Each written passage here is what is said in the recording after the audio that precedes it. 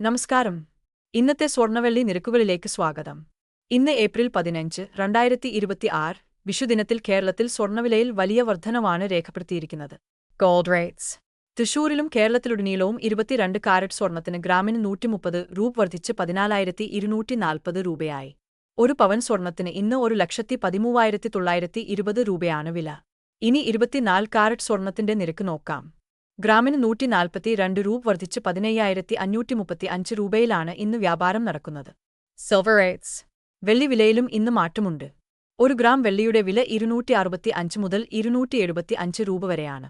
ഒരു കിലോ വെള്ളിക്ക് ഏകദേശം 2,75,000 രൂപയോളം വരും. വിപണിയിലെ കൂടുതൽ മാറ്റങ്ങൾ അറിയാൻ ഈ ചാനൽ സബ്സ്ക്രൈബ് ചെയ്യൂ. നന്ദി.